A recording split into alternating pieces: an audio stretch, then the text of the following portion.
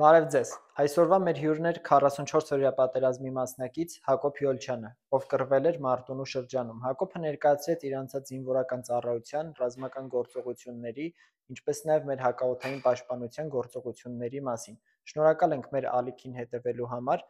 Եթե դուք ևս մասնակից եք Արցախյան 3 պատերազմներից որևէ մեկին, կարող եք ներքևում նշված կոնտակտային տվյալներով կապ հաստատել մեզ հետ հաղորդմանը հյուրընկալվելու նպատակով։ Բարև ձեզ։ Դուք դիտում եք Նվիրյալների պատմությունը հաղորդաշարի հերթական թողարկումը։ Այսօրվա մեր հյուրն է Հակոբ Յոլչյանը, ով մասնակցել է Արցախյան 44-օրյա պատերազմին Մարտունու շրջանում։ Բարև Հակոբ։ Ես էլ եմ ողջունում Հակոբ ջան, ուրախ ենք, որ հյուրընկալվել ես մեզ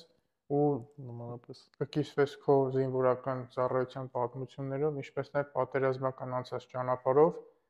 Ընդհանուր առմամբ ֆորմատը մենք ներկայացրել ենք, եթե բացման խոսք ունես, խնդրենք խոսես, ու դրանից հետո արդեն անցնենք մեր քննարկմանը։ Մերսի ձեզ, սկսենք։ Շատ լավ, ծառայությունը սկզբնական շրջանում որ հատվածից է սկսել ու նախնական ոնց էր մտածում բանակի մասին ու գնացիր ինչ տեսար իրականում ոնց էր։ Դե պատկերացումները ամենասկզբից ինչքան է պատմում են, ինչ անում են, դա այդքան է տենշի։ Լավ է որ դու քո աչքով տենաս, դու քո աչքով տենաս, այնց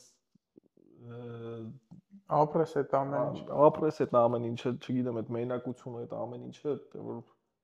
պետք է այդ տղում էլի։ Սկզբի օրերը ոնց է եղել զորամաս գնալուց, տպավորությունները հարմարվելու գործընթացը։ Ճիշտ ասած, ես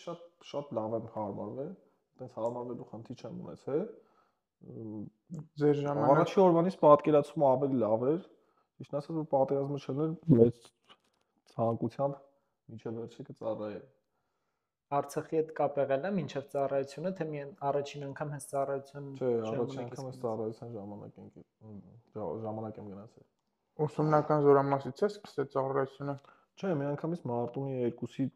չասն եմ գնացել։ Մարտունի 2։ Ինչ ստորաբաժանում է եղել մասնագիտությունով, ինչ է։ Պոլկի հոպում եմ եղել, բայց մինչև այդ դե կարանտինում եմ եղել, էլի։ Հոպում ինչ զենքի վրա էր։ Իգլայես։ Իսկ կրակայինները, իգլայինը կոմպերով էր ելնում այդ ամեն ինչը սա։ Ժիվոյ ոչ մի բան չի եղել, էլի, ասենք։ Առաջին անգամ հենց փորձը եղել է պատերազմի դաշտում։ Ժիվոյ չի եղել, չգիտեմ, կրակայիններ եղել են ամեն ինչը կամպյուտերի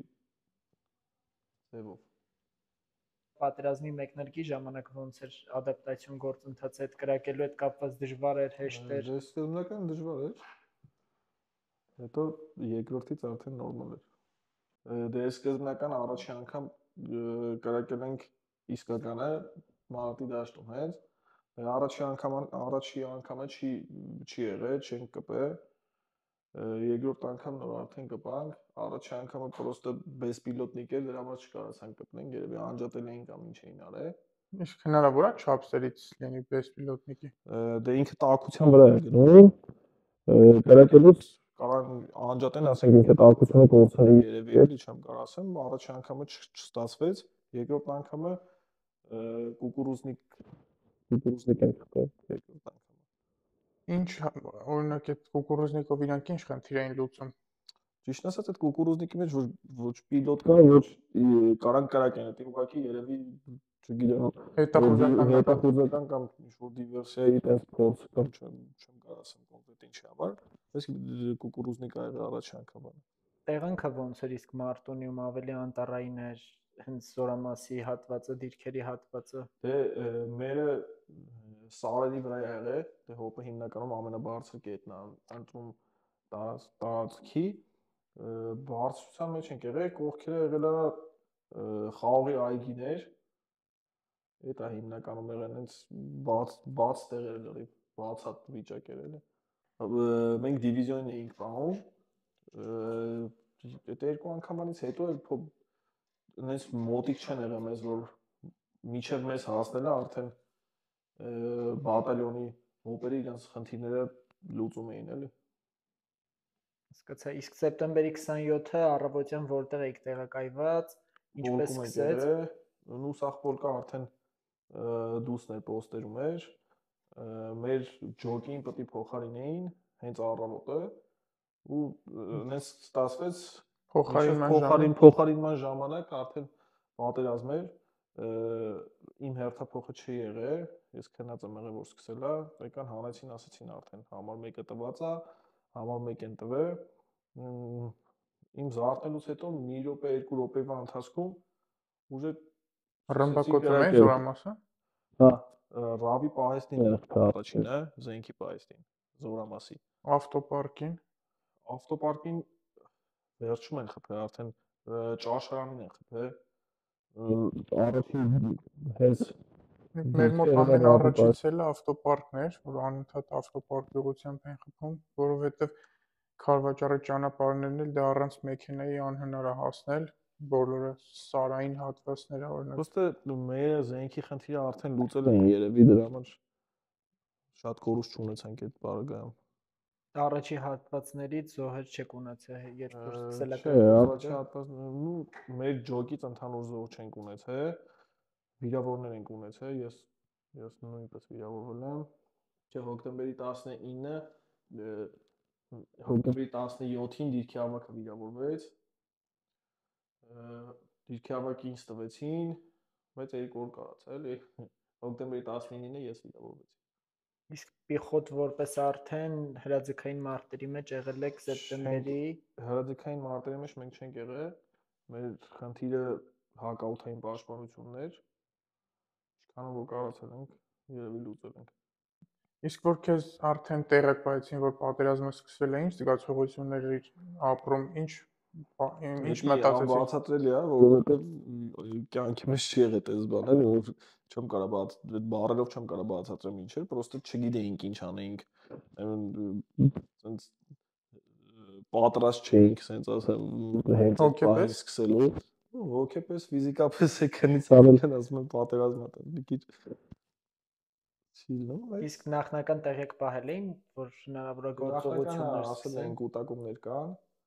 Օրինակ դու ասում ես որ մենք մի քանի օր առաջ արդեն գիտենք սեպտեմբերի 25-ից մեր մոտ արդեն մի քիչ ուշ էին տեղեկ պահել բայց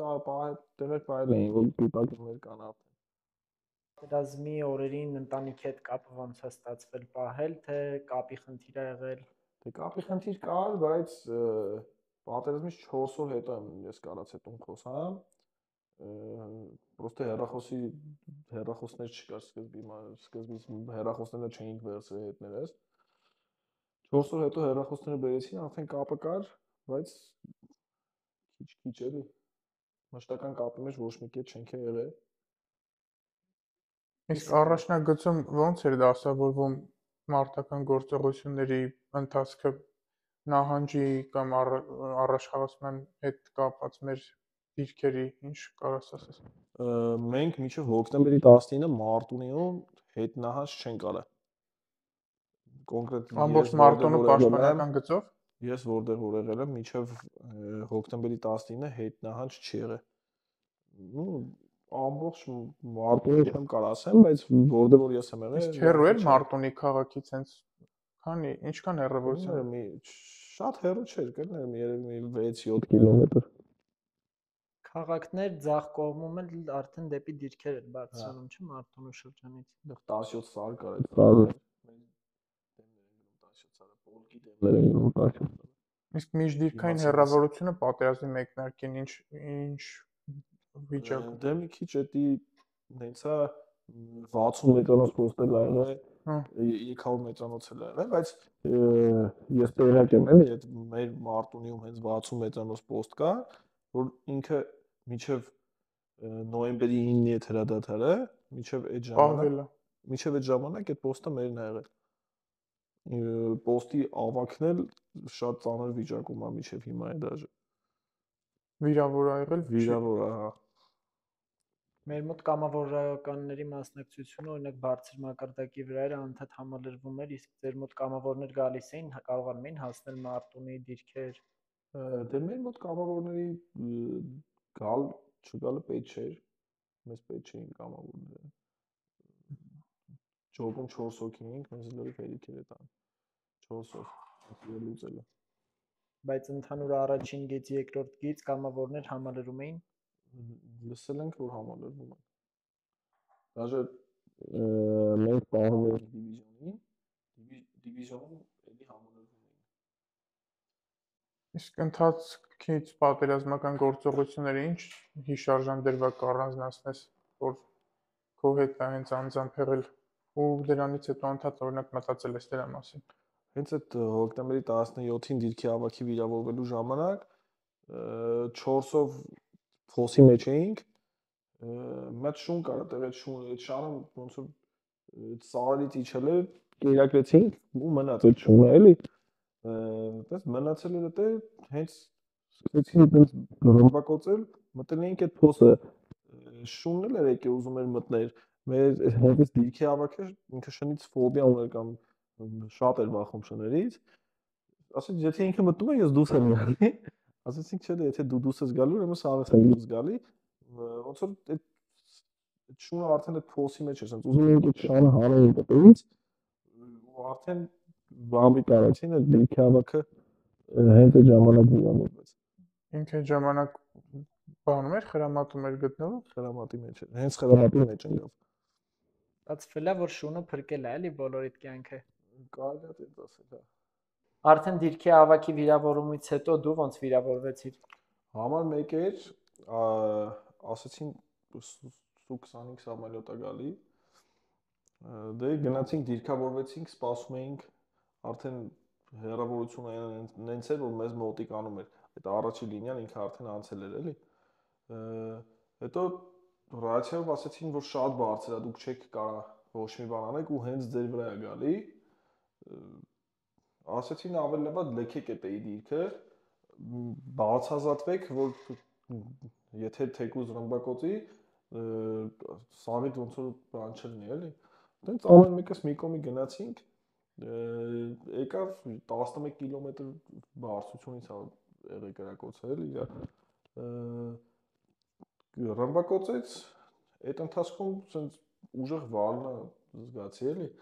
Ուզում թռնեի սենց բոլին պարկեի վեշկանց, ու այդ ընթացքում հողի հակառակ գցեց այդ վալնը, ես գիտեի մինչև գիշի հոսպիտալ հասնելը, ես հասկացա, որ ոտս այդ վալնից է ջարդվել, էլի։ Հետո այնտեղ արդեն ասացին, որ բեկորային է, ու տենց։ Դից հետո արդեն տանեն գիշի հոսպիտալ, հետո Ստեփանակերտում 6 ժամ օպերացիա արեցին, դրանից հետո բերեցին Սիսիան, Սիսյանից Մուրացանում է համարյա 5 ամիս ուժում ստացա։ Քարվաճառում էլ էր օրինակ ինքնաթիռների ռմբակոծությունները շատ ինտենսիվ էր, եթե ամեն օր չէ, օրը մեջ անընդհատ ինքնաթիռ էր գալիս ու օրինակ երևում էր երևի վերևից տեխնիկաները, BMP-ները կամ տանկերը, որ շարված էին, հենց չեմ ասի, որ խփվել են տեխնիկաները, դրանցից օրինակ մի 100 մետր, 50 մետր ամեն անգամ հեռավորության վրա արկեր էր գցում, բայց մինչև վերջ չկարեցա ոչ մի տեխնիկա խոցել։ Մեր զորամասի վրա էլ Կուբատլույում, որ հարձակումը արդեն հենց բուն Կուբատլույի զորամասի տարածքում էր, Սմերչը սկզբից հարվածեց գումարտակին, հետո սուերով սկսեցին ռմբակոծել ամբողջ տարածքը։ Այդ ժամանակ նոր արդեն Կուբատլույից որոշակի չափով հետ քաշվեցինք, որ նորից դիրքավորվենք, որովհետև արդեն հասկացել էին, որ եկել ենք զորամասի տարածք, դիրքավորվում ենք, պատրաստվում ենք գործողության, սկսեցին միանգամից ռմբակոծել, որ մեր ժամանակը կրճատեն, էլի պատրաստման համար։ Մայրուղու վրա էր մեր բանը, ԹՂԿ-ներ կային, չէ՞, թիկունքի ղեկավարման կետեր։ Մի ընկեր ունենք, որ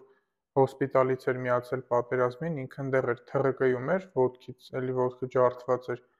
Հետո որ հանդիպեցինք, պատմել էր, թե ոնց է ինքնաթիռը հենց խփել էր ԹՂԿ-ն ամբողջությամբ պայթացրել էր մեր դրա բանով էլ ահագին կորուստներ էինք ունեցել, թե նյութական, թե ռազմական տեխնիկայի առումով։ Իրենց հրետանին ձեր վրա հեչ աշխատում էր, թե մենակ օդային միջոցներով էին կրակում այդ արդեն երկրորդ, երրորդ լինիայի վրա։ Արդեն այնքան էին մոտիկացել, որ իրանց հրետանին կրակում էր, մենք արդեն ձենել լսում էինք իրանց, որ այնտեղից կրակոցը լսում էինք, ստեղ արդեն սպասում էինք դրանք դեպի որողության պայթառը։ Հա, այսինքն ձեզնից հետև էին կրակում ավելի, որ թիկունքի համալրումները Մերը մի քիչ նենց էր, այդ 17 սարը ինքը փագում էր մեր դիրքը, չէին կարող հենց մեր դիրքը ռմբակոծեին, բայց մեր դիրքի այդ սարի որտեղ որ մենք էինք, դրա հետևը դիվիզիոններ ու դիվիզիոնին էին իրենք թիրախավորում հիմնականում։ Դրանցից քանի հատը որ մեր գտնում տենց։ Իսկ մինչև վիրավորումը արդեն այդ վերջին շրջանում, որ արդեն ավելի թեժ էին գործողությունները, ընտանիքի հետ կապը ստացվում էր պահել։ Հաստատվում է, տենց 7-ի կոմեր ասում էինք, արդեն քնում ենք, բայց դե այդքան է տենց չէր, հոկտեմբերի 15-ն էր երևի առաջի իրադարձը, այդ ոնց որ հենց այդ օրն էր, չէ, որ պետք է լիներ։ Ժամը 7-ից մենք Սարին ասել էինք դիրքում ով կար, Սար ասել էինք որ քնում ենք։ Ժամը 12-ն էր երևի, այդ մի հատ էր դիրքում հեռախոսը, թե հեռախոսը պայթում էր։ Խաղը կրեցին զանգում էին, որ հեսա հրադադարա, բայց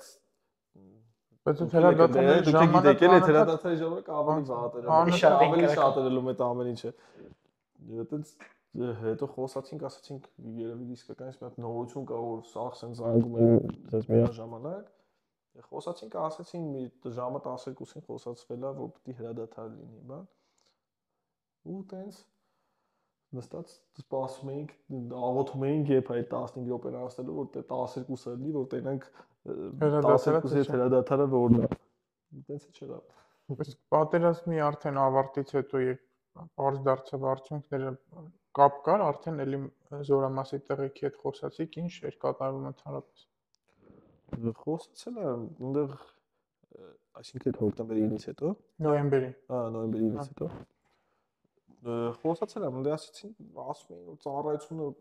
այն 9-ը չի արդեն ու այդ էր, այնց ոչ իրեն չէին ասում ուրիշ։ Մարտունի քաղաքը ընդհանրապես հայտնի է նրանով, որ Մոնթենը, հա, ազատագրի առաջին պատերազմի 17 սար հենց կոչվում է դրա համար, ընդդեմ սարը 17 անգամ գրավել է, տվել գրավել հետ տվել։ Ադրբեջանցիքից հետ ենք վեկել։ Հենց մեր պորտն էր, հենց Մոնթեի անունով այլ։ Կար չէ այդ մթնոլորտը, որ օրինակ Մարտունի քաղաքում այնտեղ շատ եմ լսել, որ ամեն, չգիտեմ, տան մեջ էլ հենց Մոնթեի նկարը կախված ա եղել, вообще ոնց էր այդ։ Այնտեղ հա, այնտեղ Մոնթեի հանդեպ հարգանքը ուրիշ է, էլի։ Ну, ուրիշ տեղերին չգիտեմ, բայց այնտեղ ուրիշ ձև էին վերաբերվում։ Ընդհանուր պորտն էլ, որ իր անունով էր, ամեն ինչը ուրիշ ձև էր, էլի։ Ոգին կար էլի, օրինակ այդ ազատագրությունից հետո Մոնթեով ապրելու, թե օրինակ հենց քաղաքը զորամասը Մոնթեի հուշով էր ապրում։ Դե քաղաքի ժողովրդի հետ այդքան չենք շփվել, բայց շփված ժամանակ էլ զգացել ենք այդ ամեն ինչը, որ եղել է։ Արդեն 44 օրյա պատերազմի միջով որպես անցած մարդ, այ գալիք սերունդներին ինչ կուզենաս ասես, որ իրանք իրանց մեջ այդ հիշելով ավելի պատրաստ լինեն, համ ծառայության մեկնելուն, համ էլ այն վիճակում են գտնվում, որ էլի շատ հեռվում չի էլի պատերազմը, եթե Աստված չանի պատերազմ լինի, այդ իրավիճակում ինչ անեն կամ ոնց անեն։ Դե պարտադիր է ինձ թվում, հա։ Ծառայությունը հենց Հայաստանը պաշտպանելու համար պատրաստ լինեն, զգոն լինեն, հայրենասեր լինեն։ Շնորհակալություն մեզ դիտելու համար եւ ինչպես միշտ կավարտենք ազգային հերոսներից Մոնթե Մելքոնյանի խոսքով, եթե կորցնենք Արցախը, կշրջենք հայոց պատմության վերջին էջը։ Շնորհակալություն։